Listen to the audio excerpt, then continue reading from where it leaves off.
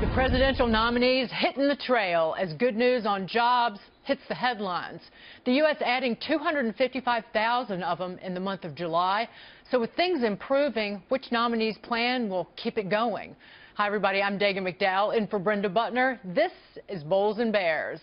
Donald Trump will be rolling out his plan on Monday, and now a new report on Hillary Clinton's proposals claims she will deliver a massive tax hike of $1.3 trillion. Will that deliver a blow to the job market?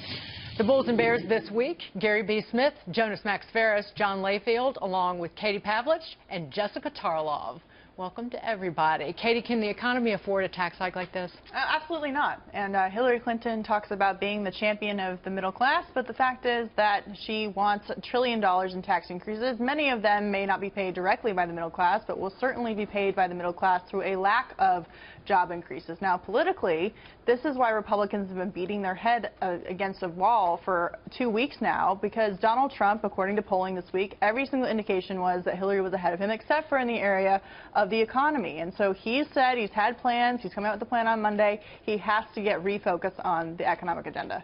Gary B. Smith, this plan looks exactly like what we've gotten over the last 7.5 years. It is tax hikes. It is a lot more spending, and that's delivered economic growth that is the worst since at least 1949. Exactly, Dagan. Look, I think voters need to ask themselves if they really think the last 8 years were good for themselves and good for the economy, then they should vote for Hillary. Because, as you said, Hillary is proposing, what, a $1.3 trillion stimulus, if you will. Well, what was the last stimulus we had? It was about $1 trillion. She's proposing infrastructure spending. We heard that was shovel-ready jobs. She's proposing more spending on health care. We have Obamacare. You know, you add in then the free college, all the Bernie Sanders stuff she adopted.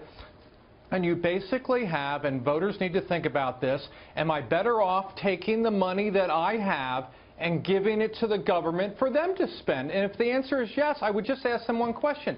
What part of the government do they think spends their money more efficiently and effectively than they do? And I think most people would say, wait a second, I spend my money the way I want, and I spend it better. And I'll tell you what, if I spend it on some company that goes out of business, they go out of business on their own. So I think the choice is clear. Donald Trump wants to lower taxes. He's for fair trade. He has some question marks in there. But just looking at it from the macro view, I'd have to say I don't want 8 more years of what we just had. Jessica, you do. Oh, I absolutely do, and I'm terrible with my own money, so I'm happy for Hillary Clinton to tell me what to do with it.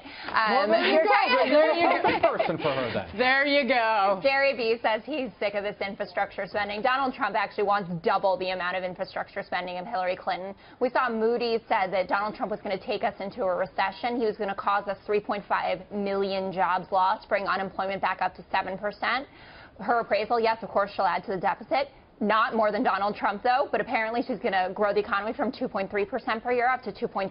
I'm not saying that's 4%. We want 4%, of course, but it is an improvement there. And they said that she's going to add over 10 million jobs. It's looking pretty good to me. Well, Jonas, that Moody's report that Jessica's referring to, they did a number of different scenarios, and the one that she's talking about assumed that that Trump would put in place everything that he's actually said, and it was also authored by somebody who advised President Obama on his stimulus program, and who's also contributed to Hillary Clinton's campaign.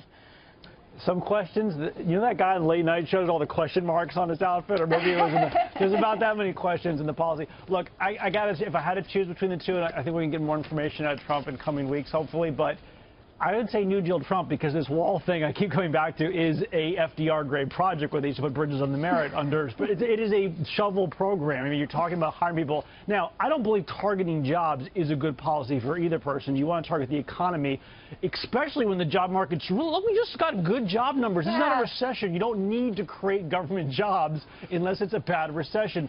That said, you got a shovel-ready project there. It's enormous. This trade thing, it could go very bad if it starts a trade war. It could lead to less jobs, but it also could go good. Again, there's question marks. There's no specifics, but there are areas in trade that could lead to a situation where there will be more jobs here. This is an unfair question, Dagan. John, nothing is unfair on this program. We are fair and balanced always.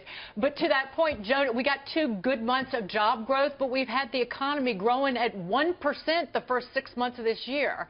That's what we've gotten under this administration and under the policies that Hillary Clinton wants more of.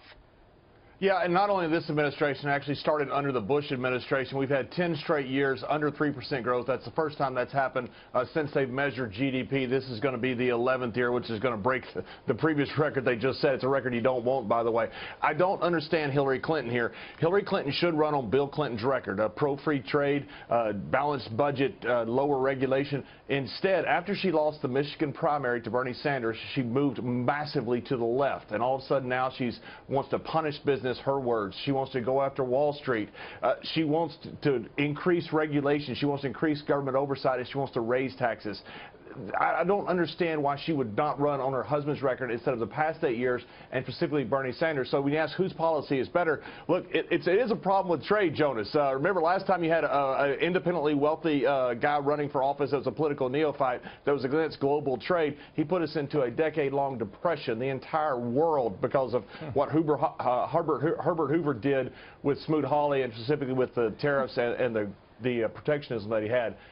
Overall, Wall Street likes certainty, and there's not much granularity right now with Donald Trump, so I think Hillary Clinton actually gets a little bit of the nod here. I don't like either one. I'm voting for Gary Johnson. Well, if I were a liberal... I'm voting for Gary Johnson. I don't like either one. If I were a liberal, I'd be very offended about that analysis, because you're saying that Hillary Clinton, a woman, the potential first female president of the United States, should run on her husband's record. Don't you think they should be running on her own ideas? She was there. She's associated with it. No, that is not a feminist statement whatsoever. If you know who my wife is, believe me, I have fought for women's equality on Wall Street for a very long time, and she's done a lot more, I promise you, than you or anybody else has for women's equality on Wall Street. And I'm not saying that at all. I'm saying that she should run on Bill Clinton's record more than she should run against Bernie Sanders and moving to the left. She's running almost as a neo-socialist, Gary B. Smith.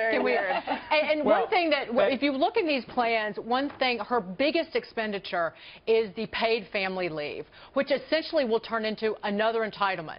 And she doesn't want to fix the broken entitlements. Social Security and Medicare will be insolvent in less than 20 years. She wants to expand Social Security and expand Medicare. Exactly, Dagan. Look, you're right. It's another entitlement program, and I defy anyone to tell me what is not the profitability, but at least the break-even path for any of the entitlement programs. Throw in Social Security, throw in Medicaid, throw in Medicare, throw in this family leave, and you have a country we're already horribly over-leveraged with debt. This just gets us more. 2 more points. One is that earlier was argued for all this great infrastructure. Let us remind people that the New Deal did not get us out of the Depression. We had continuing high unemployment rates. And third, even if you think it did, I defy you to find one government project that came in anywhere near budget and near deadline. What, the Big Dig, the parking lot at the Kennedy Center, the new Department of Homeland Security, all horribly over budget, horribly expensive, not within deadlines, but I guess that's maybe where Jessica wants her money spent. Poured into a big giant hole. Burned. Exactly. Mostly in my shoe closet, actually, at this point. So. But actually, those shoes will go to the government because they're going to take everything. If they can wear them and they can walk in them, it's theirs. Thank you, guys and ladies. Cavuto on Business.